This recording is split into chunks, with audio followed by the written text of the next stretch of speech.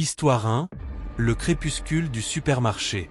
Le soleil déclinait doucement à l'horizon, plongeant le monde dans une lueur dorée, annonciatrice de la nuit. J'avais besoin de quelques articles pour le dîner, alors je me suis rendu au supermarché du quartier. Rien d'inhabituel à première vue, juste une course rapide comme je l'avais fait tant de fois auparavant. Mais ce soir-là, quelque chose était différent, quelque chose d'indéfinissable flottait dans l'air, une tension presque palpable. En approchant du supermarché, j'ai remarqué que les ombres des bâtiments environnants s'étiraient de manière anormale, comme si elles cherchaient à m'engloutir. Les grandes baies vitrées du supermarché renvoyaient une image déformée de moi-même, un reflet qui ne semblait pas tout à fait en phase avec mes mouvements. Mais j'ai chassé cette pensée d'un revers de main, attribuant ce malaise à la fatigue de la journée. Dès que j'ai franchi la porte automatique, un frisson glacial m'a envahi. L'air à l'intérieur du supermarché était étrangement froid, presque mort. Les néons, d'habitude si constants, clignotaient de manière irrégulière, projetant des ombres mouvantes sur les murs et le sol. Le silence régnait en maître, un silence si lourd qu'il semblait absorber tout son alentour. Aucun bruit de pas, pas de bourdonnement d'appareil, rien. Juste ce silence oppressant qui me pesait sur la poitrine. Je me suis avancé dans les allées, cherchant des signes de vie. Pas un client en vue, pas un employé. Le supermarché, d'ordinaire si animé, était aujourd'hui une coquille vide. Pourtant, les rayons étaient pleins, les produits soigneusement rangés. C'était comme si tout le monde avait disparu soudainement, laissant derrière eux un décor figé dans le temps. Soudain, un chuchotement a brisé ce silence assourdissant. Un murmure à peine perceptible, comme une voix venue de nulle part, mais tellement proche que j'ai instinctivement tourné la tête. Rien. Le son semblait provenir des rayons, mais chaque fois que je me retournais, il s'évanouissait, me laissant seul face à ce silence encore plus lourd qu'avant. Mon cœur s'est mis à battre plus vite, une sueur froide coulant dans mon dos. Si vous aimez ce genre d'histoire, abonnez-vous et laissez un commentaire avec vos propres expériences. Je n'étais plus à l'aise. Quelque chose n'allait pas, quelque chose que je ne pouvais pas expliquer. Je me suis mis à marcher plus vite, espérant que trouver ce que j'étais venu chercher mettrait fin à cette angoisse croissante. Mais le murmure persistait, se rapprochant à chaque pas que je faisais, comme une ombre invisible me suivant à la trace. J'avais l'impression que les murs se resserraient autour de moi, que chaque pas me conduisait plus profondément dans un piège invisible. Au bout de quelques minutes, j'ai remarqué que les rayons semblaient s'allonger à l'infini. Peu importe dans quelle direction je me dirigeais, je ne trouvais ni les produits que je cherchais, ni la sortie. C'était comme si le supermarché se métamorphosait, me menant toujours plus loin de la réalité. J'ai commencé à paniquer. Mes pas résonnaient sur le sol, mais chaque écho semblait déformé, me revenant comme un bruit étranger. Puis, les lumières se sont éteintes brusquement, me plongeant dans une obscurité totale. Mon cœur battait si fort que j'avais l'impression qu'il allait exploser. J'ai sorti mon téléphone pour allumer la torche, mais la batterie était vide, bien qu'elle ait été presque pleine en arrivant. Pris au piège dans le noir, j'ai retenu mon souffle, espérant entendre quelque chose, n'importe quoi. Mais le silence régnait à nouveau, plus oppressant que jamais. Je ne savais plus quoi faire. Mon esprit rationnel me disait que ce n'était qu'un supermarché, que tout cela n'était qu'une coïncidence, un mauvais rêve. Mais au fond de moi, une terreur primitive me soufflait que quelque chose de sinistre était à l'œuvre ici. Je sentais une présence, quelque chose qui m'observait, guettant le moment opportun pour frapper. Puis, je l'ai entendu à nouveau, ce murmure. Mais cette fois, il était distinct, clair comme du cristal. C'était une voix que je connaissais, la mienne. Tu ne peux pas fuir. Ces mots ont résonné dans ma tête, me faisant perdre pied. Mon propre écho me renvoyait ces paroles comme un avertissement, une condamnation. Pris de panique, j'ai couru à travers les allées, trébuchant sur des étalages que je ne pouvais voir. Chaque mouvement était suivi par un bruit sourd, comme des pas, mais plus lourds, plus lents. Quelque chose était là, caché dans l'obscurité, et je savais que je devais sortir à tout prix. Enfin, au bout de ce qui m'a semblé une éternité, j'ai aperçu une lueur au loin. La sortie. Je me suis précipité, mais chaque pas semblait m'éloigner de la porte. Elle s'étirait, se distançant à chaque instant. L'obscurité autour de moi se faisait plus dense, comme si elle voulait m'engloutir. J'ai senti une main froide attraper mon poignet, invisible, mais terriblement réelle. J'ai crié, luttant pour me libérer, mais la poigne était implacable. La porte n'était plus qu'un mirage, une illusion cruelle du supermarché. Dans un dernier effort désespéré, j'ai tiré de toutes mes forces, brisant l'emprise de cette chose qui cherchait à me retenir. La lumière a soudainement inondé l'espace autour de moi. Je me suis retrouvé devant la porte du supermarché, le soleil s'était couché depuis longtemps, et la nuit enveloppait la ville. Essoufflé, tremblant, je suis sorti précipitamment. Les néons clignotaient toujours, mais cette fois, c'était différent. Ils semblaient pulser avec une vie propre, comme s'ils se moquaient de moi. En me retournant une dernière fois, j'ai vu mon propre reflet dans la vitre. Mais ce n'était pas moi, c'était quelque chose d'autre, une version de moi-même que je ne reconnaissais pas, tordue par la peur et le désespoir.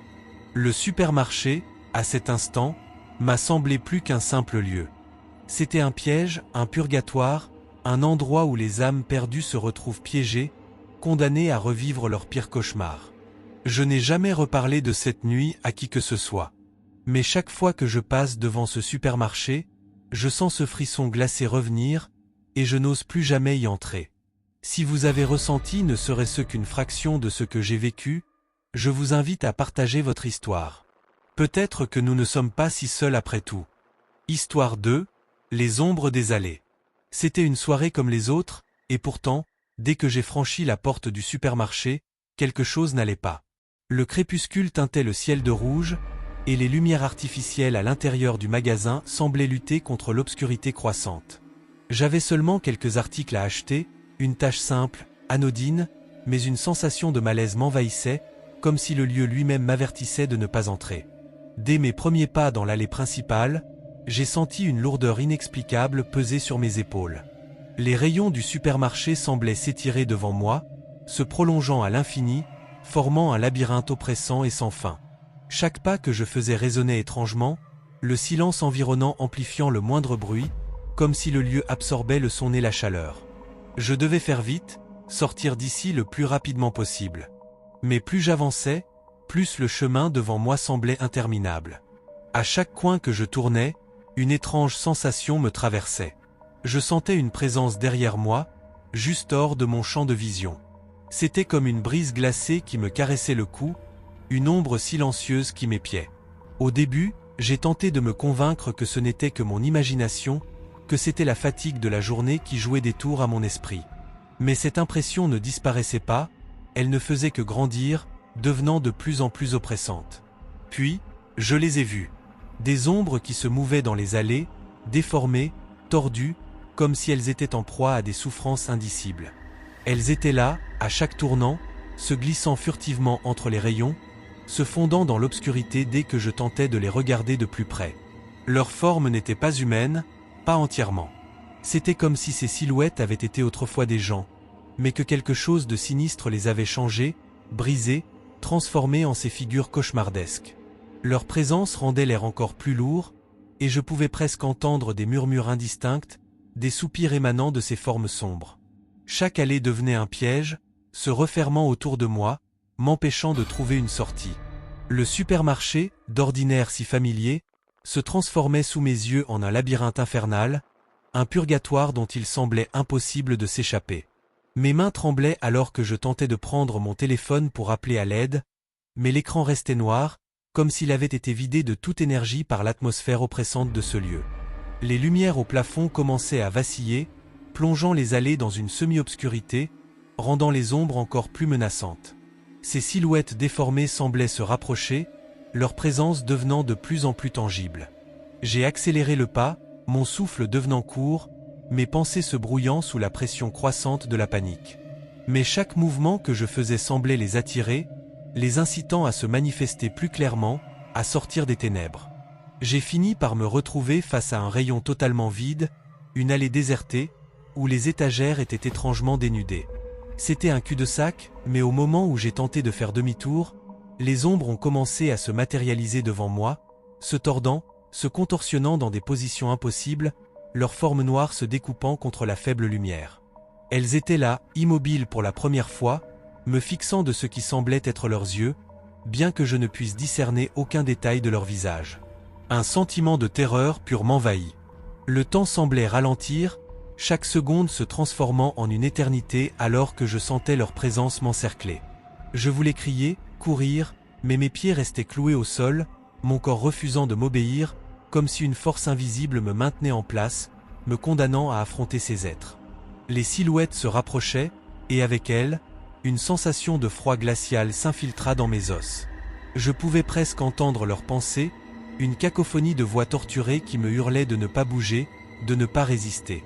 Le supermarché n'était plus un simple lieu, c'était devenu un théâtre de cauchemars, où chaque rayon, chaque produit sur les étagères semblait imbibé d'une malédiction ancienne, un lieu maudit où le temps et l'espace étaient distordus au gré d'une volonté maléfique. Puis, soudainement, une des ombres a tendu la main, une main noire et déformée, vers moi. Le contact, ou plutôt l'absence de contact, était pire que tout. Cette chose me touchait, mais je ne sentais rien. C'était comme si ma propre essence était aspirée, comme si cette créature se nourrissait de ma peur, de mon âme. À cet instant, j'ai compris que ce lieu était un piège, une prison pour ceux qui s'y aventuraient à la nuit tombée, un endroit où les vivants devenaient les proies des ombres. Dans un ultime effort désespéré, j'ai arraché mes pieds au sol et me suis jeté dans l'allée la plus proche, courant aussi vite que possible. Les ombres se mettaient en mouvement derrière moi, glissant sur le sol comme des serpents prêts à frapper. Le supermarché semblait se refermer autour de moi, chaque allée se rétrécissant, chaque rayon devenant plus étroit, comme pour m'emprisonner à jamais. La lumière au bout d'une des allées m'a donné un semblant d'espoir. C'était l'entrée, la sortie, la seule chance de m'échapper de ce cauchemar. Mais à mesure que je m'en approchais, la lumière vacillait, comme si elle s'éteignait sous l'influence des ombres. Je pouvais sentir leur souffle froid dans mon cou, entendre leurs murmures devenus plus insistants, plus menaçants. Dans un dernier élan de panique, j'ai bondi vers la sortie. Le monde extérieur semblait flou, mais c'était ma seule issue. J'ai senti une ombre frôler ma jambe alors que je traversais la porte automatique, et soudain, tout est redevenu normal. Le supermarché était à nouveau baigné dans la lumière artificielle des néons, les rayons bien rangés, aucun signe des créatures qui m'avaient poursuivi. Essoufflé, le cœur battant à tout rompre, je me suis retourné pour regarder à l'intérieur. Tout était comme avant. Pas d'ombre, pas de distorsion, juste un supermarché ordinaire. Mais je savais que ce que j'avais vécu était réel. Ces créatures étaient là, tapies dans les recoins sombres, attendant le prochain visiteur imprudent qui se perdrait dans les ombres des allées. Depuis cette nuit, je n'ai jamais osé remettre les pieds dans ce supermarché. Parfois, en passant devant, je crois apercevoir une ombre furtive se glisser entre les rayons, mais je détourne rapidement le regard. Ce lieu n'est pas comme les autres. Il cache des secrets que personne ne devrait jamais découvrir, des ombres qui ne devraient jamais être libérées.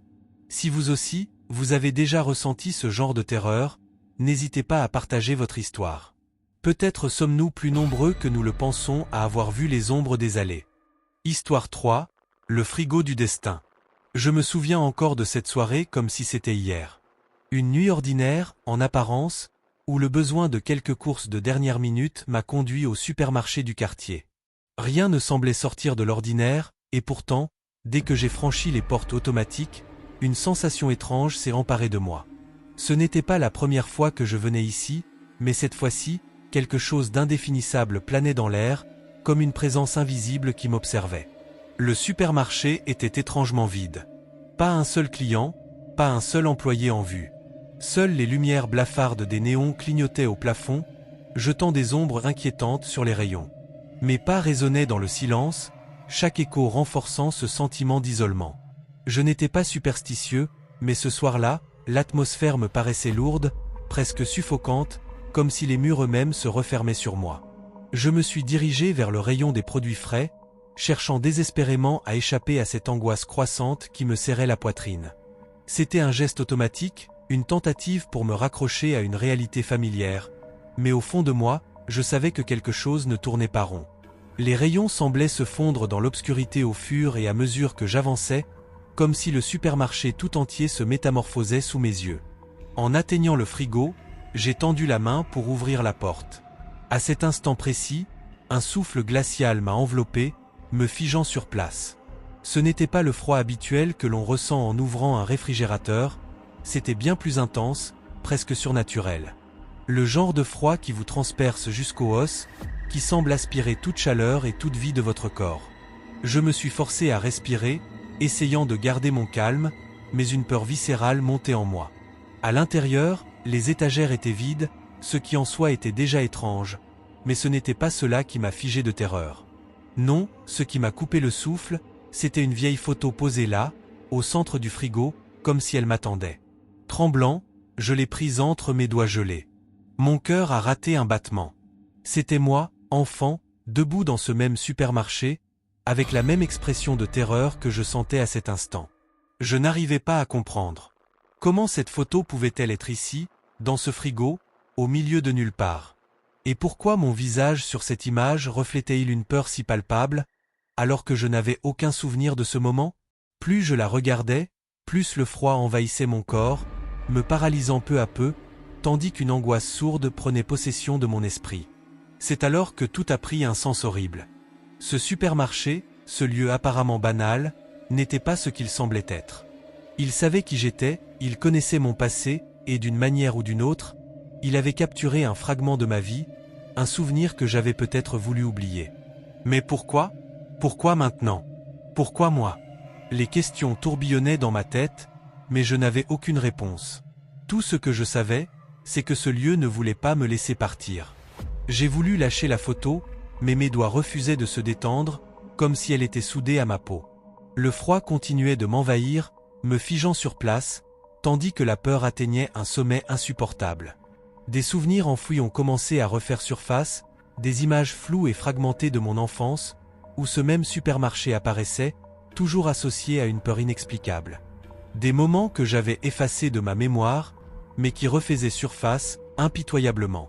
Était-ce ici que j'avais perdu quelque chose de précieux, ou quelqu'un? Un parent? Un frère? Le souvenir était trop lointain, trop diffus pour que je puisse le saisir pleinement. Puis, dans un éclair de lucidité, j'ai compris que ce lieu n'était pas simplement un supermarché. Il était un portail, un carrefour entre le passé et le présent, entre ce que j'étais et ce que je suis devenu. Il voulait me rappeler quelque chose, ou peut-être m'avertir d'un destin que je n'avais pas encore affronté. Mais pourquoi? Pour m'emprisonner dans ces murs, pour me forcer à revivre des souvenirs que je voulais à tout prix oublier? J'ai tenté de me libérer, de fuir ce lieu maudit, mais chaque tentative semblait dérisoire.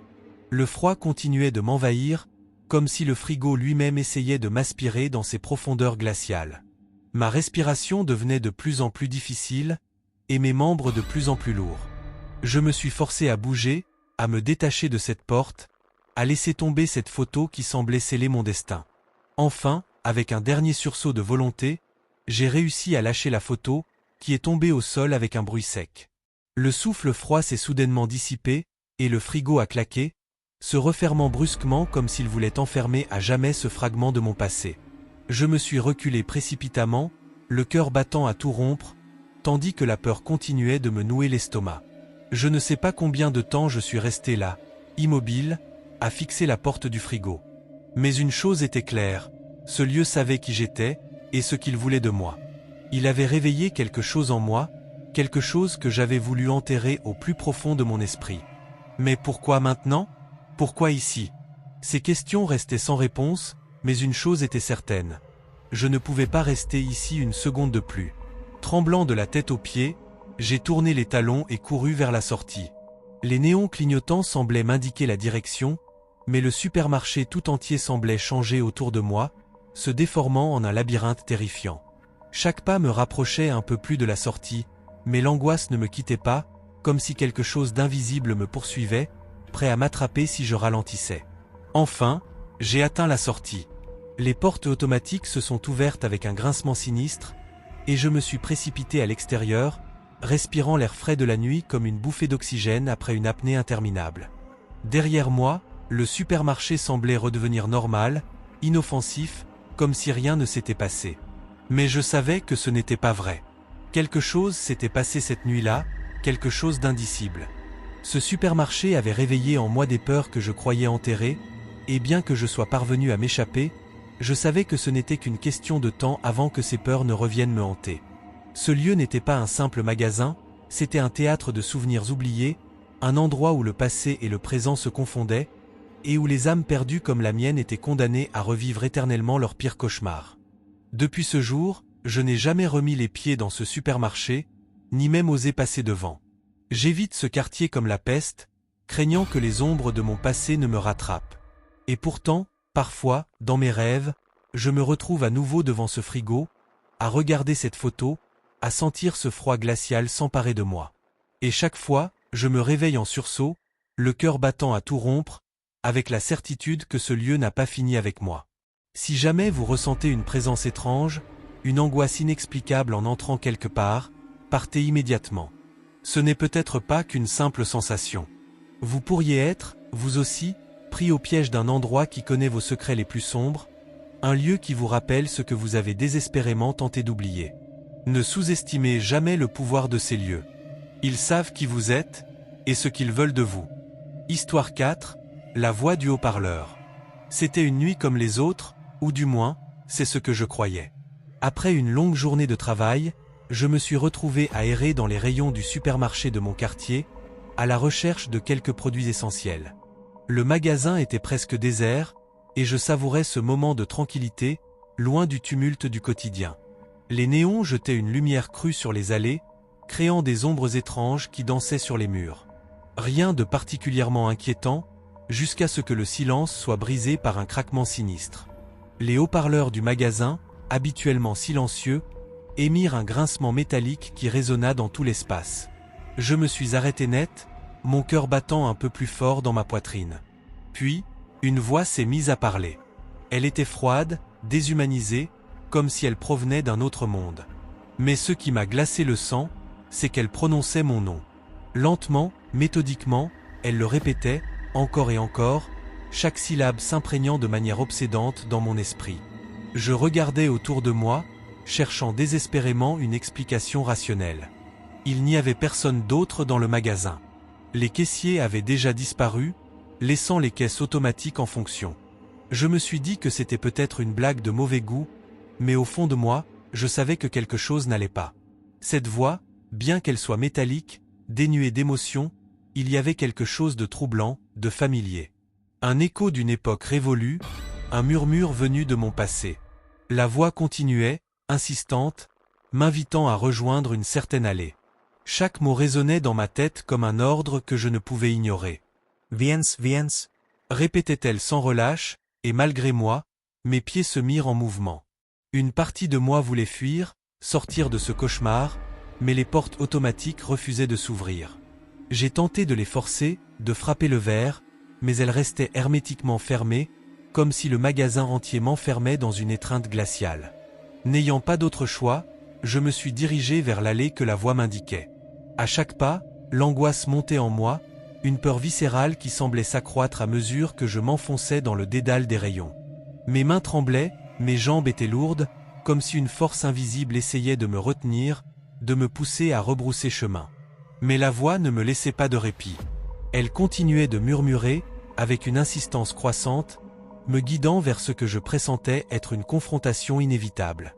Lorsque je suis enfin arrivé dans l'allée indiquée, le silence retomba brutalement. Le magasin entier semblait retenir son souffle, comme si le monde avait basculé dans une autre dimension, un espace où le temps n'avait plus de prise. Les étagères étaient remplies de produits, mais ils me paraissaient étrangers, décalés, comme s'ils appartenaient à une époque lointaine, un passé enfoui dans ma mémoire. Et puis, je l'ai vue. Au fond de l'allée, se tenait une silhouette. Floue d'abord, elle se précisa au fur et à mesure que je m'approchais. Mon cœur battait à tout rompre, mes mains étaient moites, et je sentais la sueur couler le long de mon dos. La silhouette se tourna lentement vers moi, et ce que je vis alors me fit vaciller. C'était une femme, mais son visage, bien que familier, était distordu par une expression de tristesse infinie. Ses yeux, deux puissants fonds, semblaient dévorer toute lumière. Et soudain, je me rappelai d'où venait cette sensation de familiarité. C'était ma mère. Du moins, c'était ce que je pensais. Mais elle était différente. plus froide, plus sombre, comme une ombre de ce qu'elle avait été. Elle ouvrit la bouche, et la voix qui en sortit n'était pas celle de ma mère, mais celle du haut-parleur. « Pourquoi m'as-tu oublié ?» dit-elle, sa voix résonnant dans l'air glacé de l'allée. J'essayai de parler, mais aucun son ne sortit de ma gorge. Une vague de culpabilité m'envahit, une douleur profonde, comme si un poids invisible écrasait ma poitrine. Des souvenirs flous remontaient à la surface, des fragments de conversation, des moments que j'avais volontairement enterrés au plus profond de moi. Elle s'avança lentement vers moi, et à chaque pas, le sol semblait se dérober sous mes pieds. Les murs du supermarché se rapprochaient, se tordaient, comme s'ils voulaient m'engloutir. Je reculai instinctivement, mais il n'y avait nulle part où fuir. Les produits sur les étagères semblaient maintenant désintégrés, se transformant en poussière au contact de l'air, révélant un vide abyssal derrière eux. « 2M abandonné » répéta la voix, cette fois plus proche, plus accusatrice. J'essayais de m'excuser, de trouver une explication, mais les mots me manquaient. Tout ce que je pouvais faire, c'était regarder cette figure qui n'était plus tout à fait ma mère, mais plutôt une projection de mes propres peurs, de mes regrets les plus profonds. La panique m'envahit. Je tentai une dernière fois de courir, de fuir cette confrontation, mais mes jambes refusèrent de bouger. La voix continuait de résonner, maintenant tout autour de moi, comme si le magasin entier était devenu une enceinte de cette souffrance que j'avais essayé d'oublier. Les lumières au plafond s'éteignirent une à une, plongeant l'allée dans une obscurité oppressante. Et puis, tout s'arrêta. Le silence retomba, épais et lourd. Je me retrouvai seul dans l'obscurité, entouré par le vide. La silhouette avait disparu, tout comme la voix, mais la terreur persistait, s'accrochant à moi comme une ombre indélébile. Lorsque les lumières se rallumèrent enfin, tout était redevenu normal. Les étagères étaient de nouveau remplies de produits, l'allée semblait tout à fait ordinaire. Mais je savais que rien ne serait jamais plus pareil. Ce supermarché, ce lieu apparemment banal, avait révélé des secrets que j'avais enfouis, des peurs que je pensais avoir surmontées. J'avais affronté une partie de moi-même, une part que j'aurais préféré laisser dans l'obscurité. Sans un mot, je me suis dirigé vers la sortie, priant pour que les portes s'ouvrent cette fois-ci. Elles le firent, sans résistance, comme si tout ce qui venait de se passer n'était qu'une illusion, un cauchemar éveillé. Mais au fond de moi, je savais que c'était réel. La voix, la silhouette, tout cela était trop tangible, trop effrayant pour n'être qu'une simple hallucination. Dehors, la nuit était fraîche, et je respirais profondément, essayant de chasser la terreur qui persistait dans mon esprit. J'ai jeté un dernier regard au supermarché avant de partir, me promettant de ne jamais y revenir. Mais même aujourd'hui, parfois, j'entends encore cette voix dans mes rêves, murmurant mon nom avec cette insistance glaciale. Et je sais que, d'une manière ou d'une autre, elle m'attend toujours, quelque part dans l'obscurité, prête à me rappeler ce que j'ai essayé d'oublier. Histoire 5, l'allée des jouets maudits. Il était tard, et le supermarché était presque désert. Les rares clients présents semblaient absorbés dans leur propre monde, pressés de terminer leurs courses pour rentrer chez eux. Pour ma part, j'errais dans les allées, à la recherche de quelque chose que je ne parvenais pas à identifier. Peut-être était-ce un simple jouet pour mon neveu, peut-être un souvenir d'enfance que j'espérais retrouver parmi les étagères chargées de marchandises. Quoi qu'il en soit, mes pas m'ont conduit, presque inconsciemment, vers l'allée des jouets. Dès que j'y suis entré, une étrange sensation m'a envahi. Ce qui aurait dû être un endroit joyeux, rempli de rires d'enfants et de couleurs vives, semblait baigner dans une atmosphère lourde, oppressante. Les lumières, plus tamisées qu'ailleurs, jetaient des ombres inquiétantes sur les étagères, donnant aux jouets un aspect sinistre. Les poupées, qui d'ordinaire arboraient des sourires chaleureux, me fixaient avec des yeux vides, dénués de toute émotion. Leurs regards semblaient suivre chacun de mes mouvements, comme si elles étaient vivantes. Les peluches, habituellement si douces et réconfortantes, étaient déchirées, leurs coutures béantes révélant des dents acérées, des griffes maléfiques cachées sous une apparence inoffensive. L'air lui-même semblait se refroidir à mesure que je progressais dans l'allée, chaque pas résonnant dans un silence presque palpable, comme si le temps s'était suspendu, attendant que quelque chose se produise. Soudain, un rire retentit.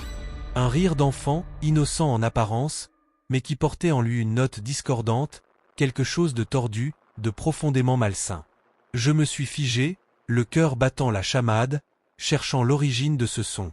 Le rire s'amplifiait, résonnant contre les murs, se répercutant dans ma tête comme un écho démoniaque.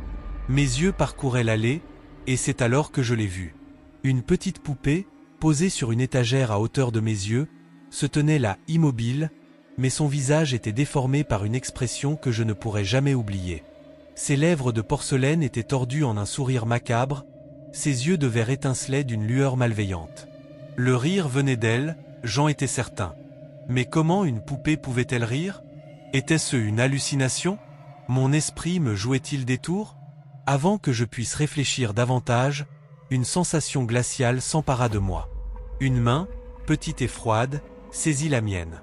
Mon sang se glaça instantanément. Je baissai les yeux, m'attendant à voir un enfant, mais il n'y avait personne. Rien d'autre que le vide, et pourtant, je sentais cette prise ferme sur ma main, une étreinte qui semblait vouloir m'entraîner quelque part, loin de la sécurité relative des rayons du supermarché. Paniqué, je tentai de me dégager, mais la pression augmenta, me retenant sur place. Le rire de la poupée se fit plus fort, plus strident, résonnant comme un cri de désespoir ou de folie. L'allée entière semblait se rétrécir autour de moi, les étagères se rapprochant, comme si elles allaient m'écraser. Les jouets prenaient vie, leurs yeux de verre et de plastique se tournant vers moi, leur expression se figeant en des rictus de haine ou de douleur. J'ai tiré de toutes mes forces pour me libérer de cette emprise invisible, mon souffle se faisant court, ma vision se brouillant sous l'effet de la panique. Je pouvais sentir mon cœur battre à toute vitesse, chaque pulsation résonnant dans mes tempes comme un tambour de guerre. Il fallait que je sorte de là, que je m'échappe de cette allée maudite avant que ces jouets maléfiques ne m'engloutissent. Et puis, aussi soudainement qu'elle était apparue, la pression sur ma main disparut. Je titubai en arrière, reprenant mon souffle, mes yeux scrutant fébrilement l'allée à la recherche de la moindre trace de ce qui venait de se passer. Mais tout semblait redevenu normal. Les poupées étaient de simples jouets inanimés, les peluches, bien que toujours déchirées, ne montraient plus leurs dents acérées. Le silence était retombé, lourd et oppressant, comme si rien de tout cela n'avait jamais eu lieu. Mais je savais, au fond de moi, que ce n'était pas une hallucination. Ce que j'avais ressenti était bien réel. Cette main froide, ce rire diabolique, tout cela avait laissé une empreinte indélébile dans mon esprit. Un frisson d'horreur parcourut mon échine lorsque je réalisai que j'étais toujours seul dans cette allée, entouré de ces jouets qui semblaient attendre que je baisse ma garde. Sans perdre une seconde, je tournai les talons et me dirigeai vers la sortie du supermarché. Chaque pas me semblait plus lourd que le précédent, comme si l'allée elle-même essayait de me retenir, de m'empêcher de quitter cet endroit maudit. Les lumières vacillèrent au-dessus de ma tête, projetant des ombres mouvantes sur le sol, et je sentais encore le regard des poupées sur moi, même lorsque j'étais de dos. Enfin, après ce qui me parut être une éternité, j'atteignis la sortie. Les portes automatiques s'ouvrirent avec un léger sifflement, et je m'engouffrai à l'extérieur, la respiration haletante. L'air nocturne était frais, presque glacé, mais il n'avait rien de comparable avec la froideur que j'avais ressentie dans cette allée des jouets. Je me retournai une dernière fois, jetant un coup d'œil à l'intérieur du supermarché. Tout semblait normal, paisible même. Les lumières étaient brillantes, les allées bien ordonnées, et aucune trace de ce que je venais de vivre ne semblait subsister. Mais je savais que je n'oublierais jamais ce que j'avais vu, ce que j'avais ressenti. Et je n'osais plus jamais revenir dans ce supermarché. Cette nuit-là, en rentrant chez moi, j'ai décidé de ne jamais parler de ce qui s'était passé. Qui me croirait de toute façon? Mais chaque fois que je passe devant un rayon de jouets, que je vois une poupée ou une peluche, je ne peux m'empêcher de repenser à ce rire d'enfant tordu, à cette main froide qui avait tenté de me retenir. Et un sentiment d'effroi s'empare de moi, car je sais que, quelque part, ces jouets maudits attendent leur prochaine victime, prêts à semer la terreur dans l'esprit de ceux qui osent s'aventurer trop près d'eux. Histoire 6, le rayon des viandes sanglantes. Je n'aurais jamais dû entrer dans ce supermarché ce soir-là. Quelque chose me disait de rebrousser chemin, mais l'urgence de ma course l'a emporté sur ma prudence. Dès que j'ai franchi les portes, une odeur nauséabonde m'a assailli, comme si l'air lui-même était chargé de quelque chose de pourri, de décomposé. Pourtant, rien ne semblait anormal à première vue. Les lumières fluorescentes brillaient, projetant une lueur froide sur les étalages parfaitement ordonnés. Les allées étaient désertes, le silence pesant, comme si le bâtiment retenait son souffle, attendant que je découvre ce qui se cachait en son sein. Je me dirigeais vers le rayon des viandes, une habitude que j'avais depuis toujours. Mais dès que j'ai approché, l'odeur devint plus forte, plus insupportable, me donnant envie de vomir. C'était un mélange de fer, de chair en décomposition et de quelque chose d'indéfinissable, quelque chose de maléfique.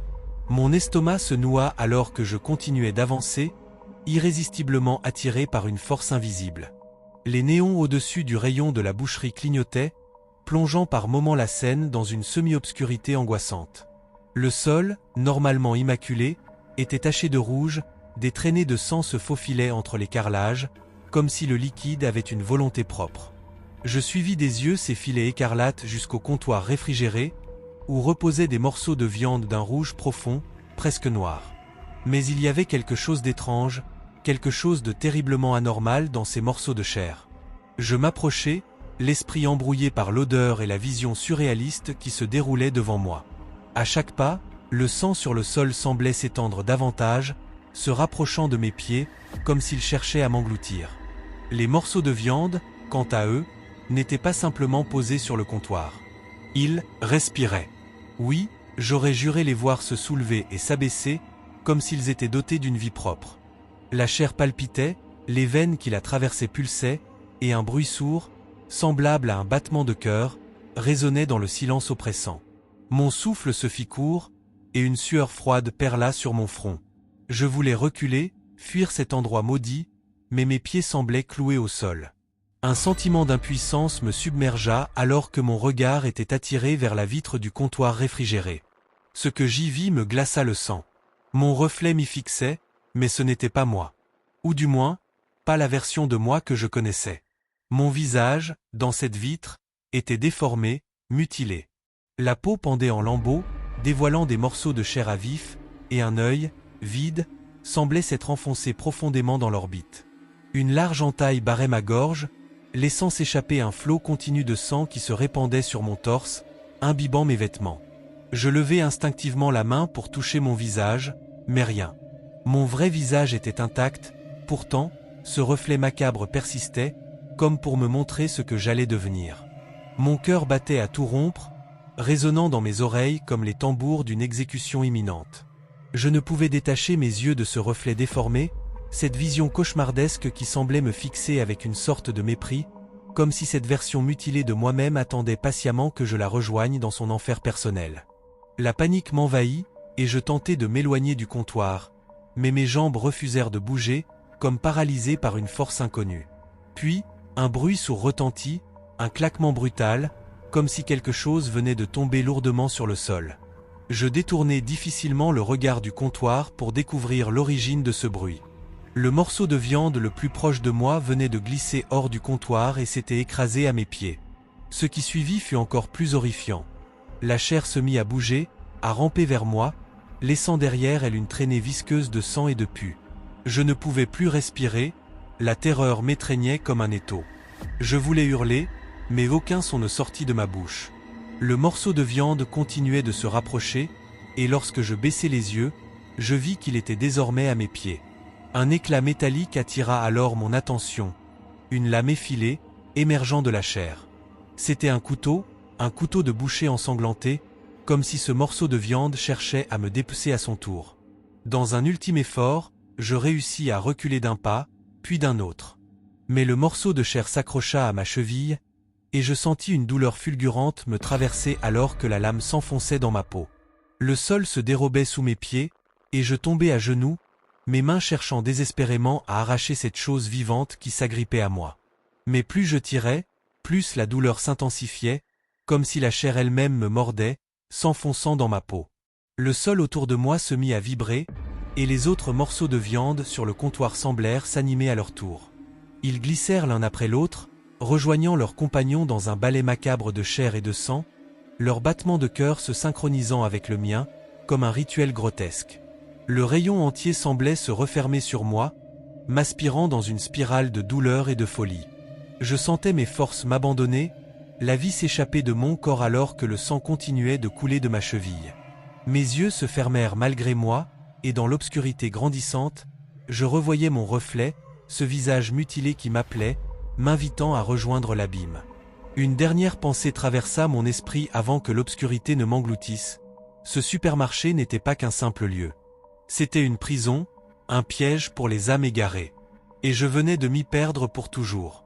Histoire 7, l'esprit de la caisse 13. Je pensais que tout cela prendrait fin en me dirigeant vers la sortie. La lumière blafarde des néons du supermarché se reflétait sur le sol carrelé, créant une atmosphère oppressante. Mes pas résonnaient dans l'allée vide, et une étrange tension alourdissait l'air autour de moi. Chaque respiration devenait plus difficile, comme si l'oxygène se faisait rare. Mais je me disais que ce n'était qu'une mauvaise blague, un mauvais rêve dont je me réveillerais bientôt. Lorsque je suis arrivé devant la caisse 13, un frisson glacé m'a parcouru l'échine. Cette caisse était différente des autres. Elle semblait plus ancienne, comme si elle avait été oubliée, laissée là depuis des décennies. La caisse enregistreuse était d'un autre temps, en métal rouillé, avec des touches usées par des années d'utilisation. Un léger bourdonnement en émanait, comme un murmure lointain. Je me suis arrêté un instant, hésitant, avant de me décider à avancer. Dès que j'ai posé un article sur le tapis roulant, la machine a commencé à scanner d'elle-même, émettant un bip sinistre à chaque passage. Pourtant, je n'avais rien sorti de mon panier. Le tapis avançait, mais rien n'y était posé. Pourtant, la caisse s'activait, enregistrant des articles invisibles, des produits que je ne pouvais ni voir ni toucher. Mon cœur battait la chamade, tambourinant dans ma poitrine comme un prisonnier désespéré frappant contre les murs de sa cellule. Le total affiché sur l'écran montait à une vitesse alarmante. Des centaines, puis des milliers d'euros, des sommes astronomiques qui défiaient toute logique. Chaque chiffre ajouté à l'écran me donnait l'impression que le sol se dérobait sous mes pieds, que je glissais lentement vers un abîme sans fond. Je ne comprenais pas ce qui se passait, mais une panique sourde montait en moi, comme une vague noire prête à tout engloutir. C'est alors que la caisse a émis un grincement aigu, un son qui me perça les tympans, et un ticket de caisse fut imprimé. Le bruit du papier se déroulant me glaça le sang. Ce ticket, long comme une journée sans fin, était couvert de chiffres et de lettres sans signification apparente. Je l'ai saisi, les mains tremblantes, et mon regard s'est posé sur un message griffonné à la hâte, en lettres rouges comme écrites avec du sang, « Tu ne partiras jamais ». À ce moment précis, j'ai senti une présence derrière moi. Une silhouette se dressait dans mon dos, mais je n'osais pas me retourner. Une odeur de moisissure et de terre humide emplissait mes narines, me donnant la nausée. Mon cœur s'est figé dans ma poitrine, incapable de continuer sous le poids de la terreur qui m'envahissait. Enfin, après ce qui m'a semblé être une éternité, j'ai lentement tourné la tête. La caissière était là, debout, immobile, me fixant de ses yeux creux. Ses orbites semblaient vides, mais je pouvais sentir son regard me transpercer, comme des aiguilles glacées s'enfonçant dans ma chair. Son visage était blafard, tiré, comme si elle n'avait pas vu la lumière du jour depuis des années.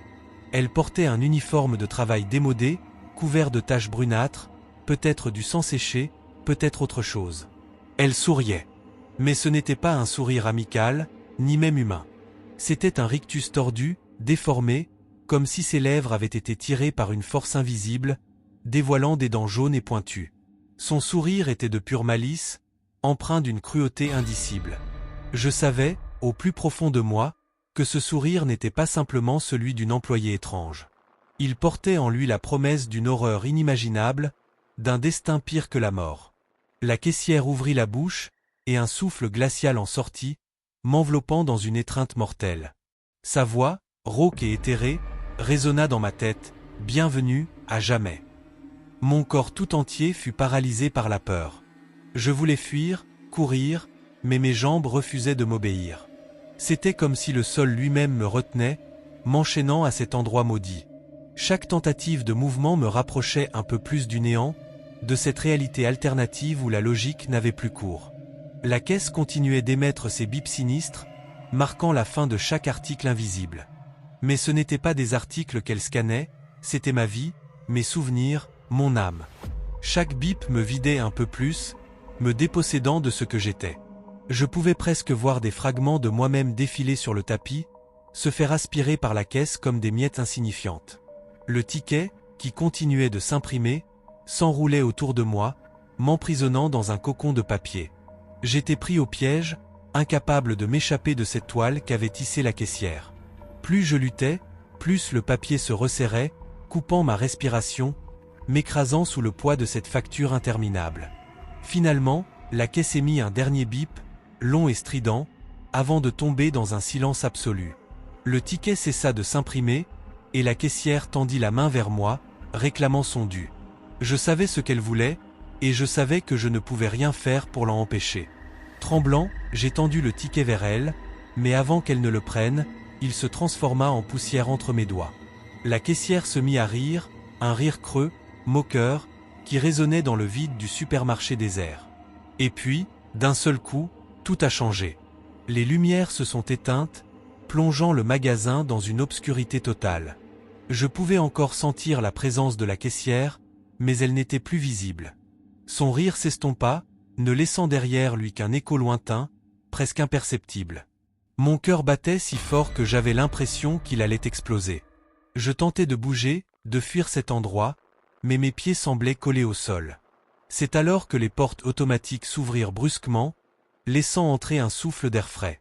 La lumière du jour pénétra enfin dans l'obscurité étouffante, dissipant les ombres qui m'entouraient.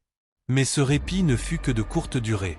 En me retournant, je vis que la caissière était toujours là, un sourire tordu sur son visage décharné. Ses yeux vides fixaient la lumière avec une haine palpable. Sans réfléchir, je me suis précipité vers la sortie, mon cœur battant la chamade. Chaque pas me semblait interminable, comme si le sol s'étirait sous moi, m'éloignant de la liberté. Mais finalement, j'ai franchi les portes, le souffle court, le corps tremblant. Une fois dehors, je me suis retourné, mais le supermarché avait disparu. À la place, il n'y avait qu'un terrain vague, abandonné depuis des années. Les gens passent parfois devant ce terrain, ne se doutant pas que, quelque part dans l'obscurité, la caisse 13 continue de scanner des articles invisibles, attendant sa prochaine victime. Et moi, je suis condamné à vivre avec ce souvenir, sachant que j'ai échappé à l'horreur, mais pour combien de temps? Histoire 8, les miroirs trompeurs. C'était une de ces nuits où l'air, bien que frais, portait une lourdeur inhabituelle, comme si le monde lui-même retenait son souffle, prêt à m'engloutir. Mes pas, lourds et incertains, résonnaient dans les allées désertes du supermarché. Chaque mouvement semblait être absorbé par les ombres, étirant le silence à l'infini. Je ne savais plus si ce que je vivais était réel ou un cauchemar d'où je ne pouvais m'éveiller. Je me persuadais que tout finirait une fois les portes franchies. Mais quelque chose d'invisible et de sinistre planait au-dessus de moi, me gardant prisonnier de ce lieu maudit. Je marchais vite, le souffle court, mes yeux cherchant désespérément une sortie. Les néons vacillaient au-dessus de ma tête, projetant des éclats de lumière qui semblaient danser avec les ténèbres. J'avais le sentiment d'être observé, comme si des yeux invisibles me suivaient, guettant chaque de mes gestes. Mes mains tremblaient, mais je me forçais à ne pas céder à la panique. C'est alors que je l'ai vu. Un grand miroir, placé bizarrement au milieu d'une allée vide, là où il n'aurait jamais dû être. Je me suis arrêté net, incapable de détourner le regard. Mon reflet, pourtant familier, me paraissait soudain étranger, distordu. Ce n'était pas seulement mon visage que je voyais, mais une version de moi-même qui me mettait mal à l'aise. Il y avait quelque chose d'indéfinissable dans ce reflet, une étincelle de vie qui n'était pas la mienne, une conscience qui n'aurait pas dû exister. Mon cœur battait la chamade, mes poings se serraient et je pouvais sentir la sueur froide couler le long de mon dos. Je savais que je devais continuer à avancer, ne pas m'attarder devant ce miroir. Mais je ne pouvais m'en détacher, comme si une force invisible m'attirait vers ce verre maudit. Mon reflet, il me souriait. Mais ce n'était pas un sourire humain, c'était un rictus, carnassier et dément, totalement déconnecté de l'expression de mon propre visage. Ce sourire ne correspondait à rien de ce que je ressentais. Il semblait savourer quelque chose que je ne pouvais comprendre, comme s'il savait quelque chose que j'ignorais. Mon souffle s'est accéléré, chaque respiration devenant un effort douloureux. J'ai essayé de lever la main pour toucher le miroir, pour prouver que ce que je voyais n'était qu'une illusion. Mais mon bras est resté immobile, figé par une peur viscérale. Soudain, mon reflet a bougé indépendamment de moi. Il a lentement levé la main, son sourire s'élargissant encore plus, dévoilant des dents pointues, inhumaines. Je ne pouvais plus respirer, mon cœur menaçait d'exploser dans ma poitrine. Il a tendu la main à travers le verre. Le miroir s'est brisé dans un craquement sinistre, mais les éclats ne sont pas tombés au sol. Au lieu de cela, ils se sont suspendus dans l'air, flottant autour de moi comme des lames prêtes à frapper. Des murmures se sont échappés des fissures, des voix désespérées, suppliantes. Chaque mot me perçait l'âme, me tirait vers un abîme sans fond. Ces voix, elles étaient si nombreuses, si déchirantes, remplies de souffrance et de terreur. Je pouvais sentir une force invisible tirer sur mon corps, m'entraînant inexorablement vers le miroir brisé. Mon reflet m'observait avec une malice infinie, son rictus se transformant en un masque d'horreur absolue. Puis il s'est jeté sur moi, son bras traversant le verre, sa main froide et désincarnée se refermant sur mon poignet. Le contact était glacial, brûlant comme la glace, et la douleur a éclaté en moi, comme des milliers d'aiguilles transperçant ma peau. Je voulais crier, mais aucun son ne sortait de ma bouche. J'étais pris au piège, aspiré lentement par ce miroir maudit. Des fragments de souvenirs, des images floues de vie passée, défilèrent devant mes yeux, comme si le miroir absorbait tout ce que j'étais. Mon reflet n'était plus un simple reflet, il était devenu une entité à part entière, une version corrompue de moi-même, avide de prendre ma place dans le monde réel. Le miroir semblait être une porte vers quelque chose d'atroce, un royaume de cauchemar où les lois de la réalité n'avaient plus cours. Les murmures se sont transformés en cris, des cris qui résonnaient dans mon esprit, érodant peu à peu ma volonté. Chaque seconde passée devant ce miroir me rapprochait de la folie. J'ai rassemblé mes dernières forces, tentant de résister à l'emprise glaciale de mon reflet. J'ai tiré de toutes mes forces, essayant de me libérer de cette main spectrale qui me retenait. Mais plus je luttais, plus elle semblait se renforcer, comme si ma peur et mon désespoir lui donnaient du pouvoir. Le miroir, avec ses éclats flottants, s'effritait peu à peu, s'ouvrant sur une obscurité sans fin, une noirceur qui semblait vouloir m'avaler. Dans un dernier effort désespéré, j'ai fermé les yeux, priant pour que tout cela s'arrête, pour que je me réveille de ce cauchemar. J'ai crié, un cri silencieux qui n'a résonné que dans ma tête. Et soudain, tout s'est arrêté. Le froid s'est dissipé, la douleur s'est estompée, et je suis tombé à genoux sur le sol dur du supermarché. J'ai ouvert les yeux, haletant, et j'ai vu que le miroir était intact, comme s'il n'avait jamais été brisé. Mon reflet me regardait à nouveau, mais cette fois-ci, il était normal. Je n'avais plus ce sourire démoniaque, plus cette expression démente. Mais au fond de moi, je savais que quelque chose avait changé.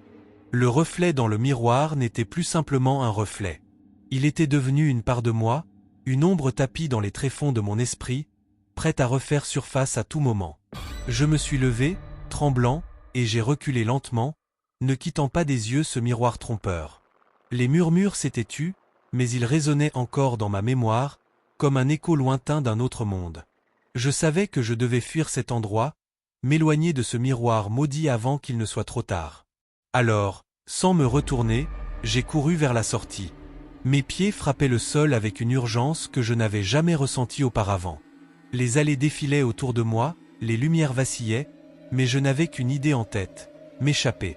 Le supermarché semblait s'étirer à l'infini, chaque pas me rapprochait de la sortie, mais la peur que le miroir puisse réapparaître à chaque tournant me poussait à courir encore plus vite.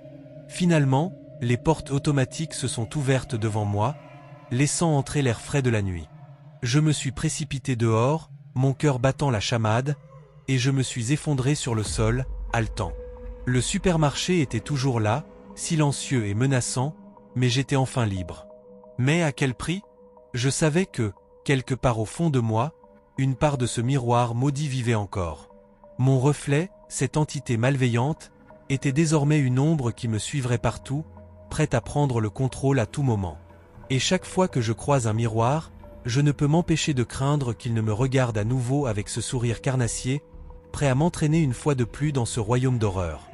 Histoire 9, le labyrinthe des produits. Les lumières du supermarché clignotaient, projetant des ombres dansantes sur les murs de ce labyrinthe infernal. Mon cœur battait à tout rompre, et chaque écho de mes pas résonnait comme le tonnerre dans un ciel orageux. J'avais cru que ce simple détour pour des courses de dernière minute serait anodin, mais je me retrouvais maintenant pris au piège dans un monde devenu étrangement hostile. Le supermarché, autrefois un lieu ordinaire, était devenu un dédale de terreur. Chaque rayon semblait s'étirer à l'infini, les étagères montant jusqu'au plafond comme des géants de métal prêts à m'engloutir. Les produits étaient éparpillés de manière chaotique, comme si un maître du désordre avait décidé de réorganiser chaque allée dans une configuration impossible. Les pâtes, les conserves et les produits d'entretien n'avaient plus de place définie, se mélangeant en une soupe visuelle déroutante. Je me retournai, espérant retrouver l'allée par laquelle j'étais venu, mais tout avait changé. L'allée derrière moi était maintenant remplie de produits que je n'avais pas vus auparavant. Les étiquettes semblaient floues, presque éteintes, comme si elles tentaient de dissimuler quelque chose de plus sinistre. Le supermarché ne ressemblait plus à un magasin mais à un labyrinthe infernal conçu pour me perdre. À chaque tournant, je découvrais des allées de plus en plus étranges. Les boîtes de céréales avaient pris des formes grotesques, les étiquettes semblaient se fondre dans les couleurs du décor, et les lumières des néons faisaient des clignotements intermittents qui rendaient chaque ombre plus menaçante. Les rayons se réarrangeaient sous mes yeux, comme un puzzle macabre qui se réorganisait constamment pour m'empêcher de trouver une sortie. Je poussai un cri étouffé de frustration, mais il se noya dans le bruit du silence oppressant. Les murmures de mes propres pensées semblaient amplifiés, leur écho résonnant dans ma tête comme des voix de fantômes perdus. Chaque pas que je faisais semblait m'entraîner plus profondément dans l'obscurité, chaque décision de direction me conduisait plus loin de la sortie. Les produits sur les étagères ne se comportaient pas comme ils auraient dû. Les légumes semblaient se flétrir en un instant, les boîtes de conserve se déformaient comme si elles étaient vivantes. Parfois, je croyais voir des mouvements parmi les étagères, des silhouettes furtives qui disparaissaient dès que je tournais la tête. Chaque détail, chaque changement dans le décor, me poussait au bord de la panique. Je tentais de suivre un chemin logique, en cherchant des indices qui pourraient m'aider à retrouver la sortie, mais tout semblait fait pour me tromper. Les panneaux de direction étaient déformés, leurs flèches pointant dans des directions opposées et leurs inscriptions devenant de plus en plus illisibles. Je sentais que le supermarché, ce labyrinthe maudit, se moquait de moi, jouant avec mon esprit comme un chat avec une souris. Le désespoir s'empara peu à peu de moi. Je savais que rester dans ce labyrinthe était dangereux, que chaque minute passée à l'intérieur augmentait mes chances de rester perdu pour toujours. Les lumières clignotantes et les ombres mouvantes semblaient conspirer pour m'engloutir, pour me faire disparaître sans laisser de traces. Le labyrinthe avait cessé d'être une simple disposition d'allées et était devenu une entité vivante, une force maléfique cherchant à me piéger dans ses entrailles. Dans un dernier effort pour échapper à ce piège infernal, je décidai de suivre mon instinct, d'abandonner les chemins préétablis et de tracer ma propre voie. Je courus dans une direction au hasard, les rayons se transformant en un tourbillon chaotique autour de moi. Je savais que je prenais un énorme risque, mais il n'y avait plus de place pour la logique ou la raison. Le désespoir me poussait à avancer, même si chaque pas semblait me conduire plus loin dans l'obscurité. Je vis une lumière pâle au loin, une lueur qui semblait promettre une échappatoire. Avec une énergie désespérée, je courus vers elle, les ombres menaçantes se refermant derrière moi comme des dents acérées. Mon cœur battait tellement fort que je n'entendais plus que le son de ma propre panique.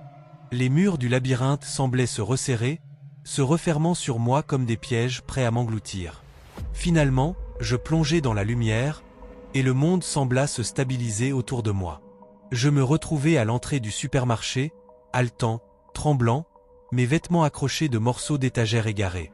Le labyrinthe avait disparu, laissant place à un magasin normal, éclairé, avec ses rayons ordonnés. J'étais de retour à la réalité, mais je savais que je ne serais jamais le même. Je quittai le supermarché aussi rapidement que possible, jetant un dernier regard en arrière pour m'assurer que le labyrinthe ne me suivait pas. Le monde extérieur semblait si paisible comparé à l'enfer que je venais de traverser, mais je savais que cette expérience m'avait changé à jamais.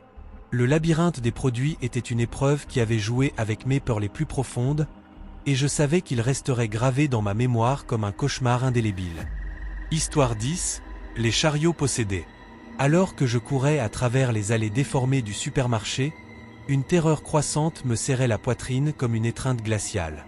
Les lumières vacillaient au-dessus de moi, projetant des ombres monstrueuses qui dansaient sur les murs.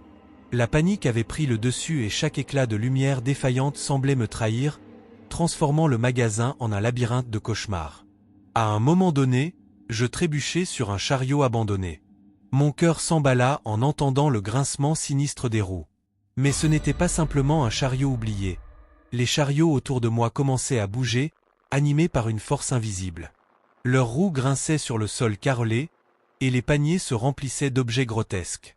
Les chariots roulaient vers moi avec une précision effrayante, comme s'ils avaient été commandés par une volonté malveillante. Je reculais, mais les chariots continuaient à avancer, leur mouvement implacable m'enfermant progressivement. Les roues semblaient s'enfoncer dans le sol avec une détermination sinistre, chaque rotation produisant un bruit de ferraille aiguisée. Les paniers se remplissaient de débris dégoûtants. Des ossements déchiquetés, des morceaux de vêtements ensanglantés, et des jouets déformés, leurs yeux vides me regardant avec une terreur silencieuse. Chaque article semblait surgir de nulle part, comme s'ils avaient été tirés directement des recoins les plus sombres de l'enfer. Je jetai un regard affolé autour de moi, cherchant une échappatoire, mais le supermarché semblait se refermer sur moi.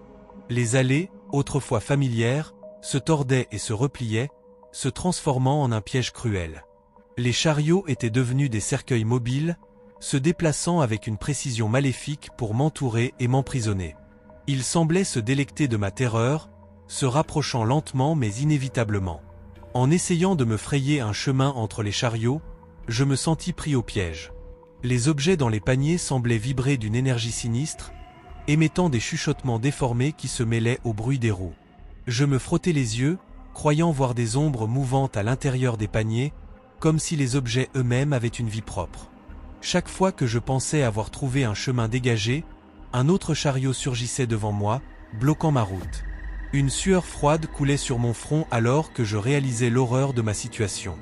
Les chariots étaient plus que de simples véhicules, ils étaient les instruments d'une entité malveillante qui cherchait à m'engloutir dans son étreinte glaciale.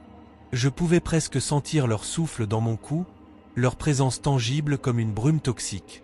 Je me retournai pour fuir, mais le supermarché avait changé une fois de plus. Les allées se resserraient, les chariots se rapprochaient, et je me sentais comme un rat dans un piège. La terreur était devenue une entité vivante, se nourrissant de mon désespoir et de ma panique. Chaque mouvement des chariots était une danse macabre orchestrée pour m'enfermer. À ce moment, un chariot particulièrement menaçant, dont les roues grinçaient sinistrement, se dirigea vers moi. Son panier était rempli de débris plus horribles que les autres. Des fragments de verre brisés, des morceaux de peau, et des jouets démembrés. L'odeur putride émanant de ce chariot était presque suffocante, un mélange de décomposition et de fer rouillé. Je sentais la fin approcher, et ma dernière tentative désespérée pour échapper à cet enfer fut d'attraper un chariot et de le pousser devant moi, créant une barricade. Les chariots qui me suivaient ralentirent un instant, mais je savais que ce n'était qu'un répit temporaire. Le supermarché semblait se délecter de mon désespoir, le labyrinthe de chariots pressant de plus en plus, m'enfermant dans une cage infernale. En me battant contre la vague d'objets animés, je sentais mes forces faiblir. Le supermarché était devenu une prison vivante, et les chariots, avec leur contenu macabre, étaient les instruments de ma condamnation. Le labyrinthe s'était transformé en un piège de mort, et je savais que seule une fuite désespérée pourrait me sauver. Finalement, alors que les chariots semblaient se préparer à m'engloutir, je réussis à trouver une issue.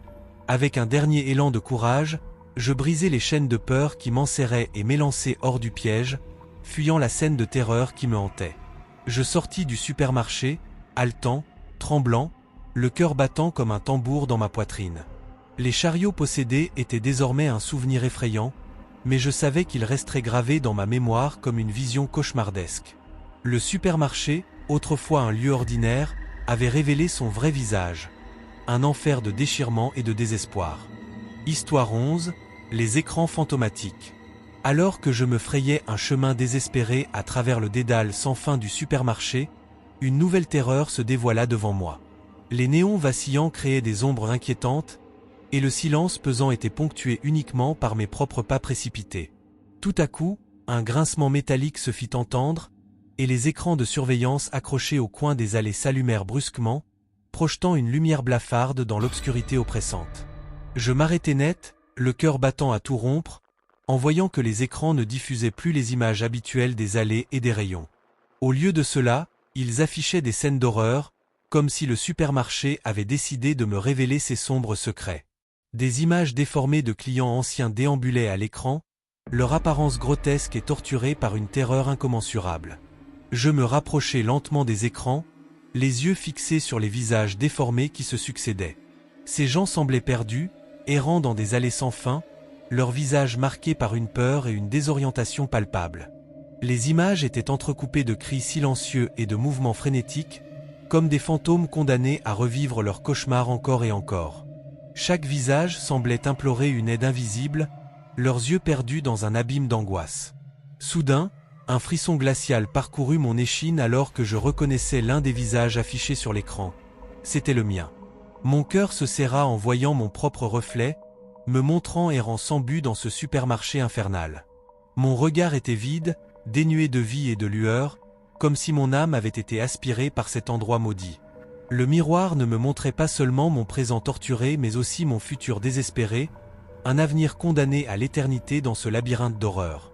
Les images changeaient rapidement, défilant des scènes où je me voyais perdre mon chemin encore et encore, incapable de trouver la sortie. Les murs du supermarché semblaient se déformer, se replier sur eux-mêmes, et chaque nouvel écran diffusait une version plus terrifiante de ma propre souffrance. Les murmures des clients piégés se mêlaient aux images, comme des lamentations spectrales qui résonnaient dans mon esprit. Chaque nouvelle image me montrait en train de tourner en rond, mon visage se décomposant lentement sous l'effet de la terreur et de l'épuisement. Je voyais des scènes de mon propre corps, gisant épuisé au milieu des rayons dévastés, mes yeux écarquillés par l'horreur d'une réalité que je ne pouvais échapper. Les écrans semblaient se moquer de moi, mettant en scène mon désespoir et mon impuissance avec une cruauté déconcertante. En regardant ces scènes macabres, je compris que le supermarché n'était pas seulement un lieu, mais une entité vivante, un prédateur implacable qui se nourrissait de la peur et du désespoir de ses victimes. Les écrans fantomatiques étaient ses témoins, capturant l'essence de la terreur et l'étendant pour la délectation de ce lieu maudit. La vérité était claire, ce n'était pas seulement mon présent qui était en jeu, mais aussi mon futur, et le supermarché semblait se réjouir de l'avoir scellé à jamais. La réalité se déformait autour de moi alors que je tentais de me détourner des écrans, mes jambes tremblantes et mon esprit tourmenté. Le labyrinthe de couloirs s'étendait devant moi, chaque nouvel écran déversant une nouvelle couche d'angoisse sur ma conscience déjà surchargée. Je savais que le supermarché était déterminé à me garder ici, à m'enfermer dans son propre enfer de visions spectrales et d'images déformées. Alors que je cherchais une échappatoire, je réalisais que chaque écran n'était pas seulement une fenêtre sur la terreur passée, mais un reflet cruel de mon destin à venir. Le supermarché ne m'avait pas seulement piégé dans un espace physique, mais dans un cauchemar psychologique qui me condamnerait à errer pour toujours, le regard vide, entre les murs froids et les écrans qui révélaient les horreurs d'un futur sans espoir. Histoire 12, la sortie maudite. Finalement, après une éternité d'errance dans ce labyrinthe infernal, j'aperçus la lueur tant attendue. Une lueur éclatante, semblable à un phare dans une mer noire, filtra à travers les ténèbres oppressantes du supermarché. La sortie. Je la distinguais maintenant au loin, se dessinant comme une promesse de fin à ce calvaire inhumain. La perspective de quitter cet endroit maudit me remplissait d'une lueur d'espoir désespéré. Avec une énergie renouvelée, je me lançai dans une course effrénée vers cette lumière salvatrice. Chaque pas était une lutte contre la pesanteur des ombres qui semblaient vouloir m'aspirer vers le sol. Mes jambes se traînaient, lourdement alourdies par la terreur accumulée et la fatigue. Les murs, auparavant lointains, se rapprochaient inlassablement, comme si le supermarché tentait de me comprimer et de me dévorer par ses propres griffes. L'air devenait plus lourd à chaque instant, chaque inspiration étant un effort agonisant. Je hurlais de désespoir, ma voix se perdant dans le néant. Chaque cri semblait se faire avaler par les ténèbres, ne laissant derrière lui qu'un écho sinistre et déformé. Je suppliais, implorais, ma voix se brisant en un chuchotement brisé. La lueur de la sortie était maintenant entourée d'une obscurité suffocante, se dérobant à mes yeux comme une promesse jamais tenue.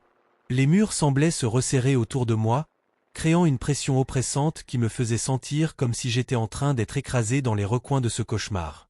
À mesure que je m'approchais, la porte s'éloignait, se fondant dans une brume noire qui semblait s'étendre et se recroqueviller.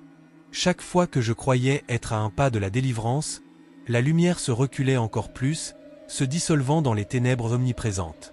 Le supermarché semblait se moquer de moi, chaque tentative désespérée pour atteindre la sortie se soldant par un échec cruel. Le sol semblait se dérober sous mes pieds, rendant chaque mouvement plus ardu que le précédent. Les rayons, devenus des pièges sinistres, se tordaient et se déformaient, rendant l'orientation presque impossible. Je continuais à courir, mes forces me quittant peu à peu. Les murs étaient maintenant si proches qu'ils semblaient presque me toucher, leur surface froide et rugueuse semblant aspirer toute ma chaleur. La lumière de la sortie brillait toujours au loin, comme un mirage inatteignable dans un désert de désespoir. Je savais que chaque pas me rapprochait du moment où je devrais affronter la dure réalité. La sortie n'était qu'une illusion, un leurre cruel qui ne faisait qu'alimenter mon désespoir. Les murmures de ce lieu maudit se mêlaient à mon souffle haletant, comme des voix spectrales se moquant de mon sort. Chaque tentation de fuite se transformait en un nouveau tourment, chaque espoir se réduisant à une déception amère. Le supermarché se nourrissait de mes peurs, se délectant de ma souffrance alors que je réalisais lentement que je ne trouverais jamais la sortie. La lumière brillante de la porte semblait se déformer, se tordre dans un jeu cruel de réflexion et d'ombre, se moquant de ma quête désespérée. Je m'effondrais finalement, épuisé et accablé par la réalisation terrifiante que je ne pourrais jamais échapper à cet endroit. Les murs se resserraient de plus en plus, jusqu'à ce que je sois presque écrasé par leur pression implacable. Le supermarché avait gagné, me capturant dans un cauchemar sans fin où chaque espoir était un mirage cruel, et chaque tentation de sortie n'était qu'un leurre. Mon calvaire ne faisait que commencer, et la vérité était que je ne trouverais jamais d'échappatoire. Les ténèbres m'enveloppèrent complètement, et je compris que ce lieu maudit se réjouissait de me garder ici, enfermé dans une boucle éternelle de terreur et de désespoir.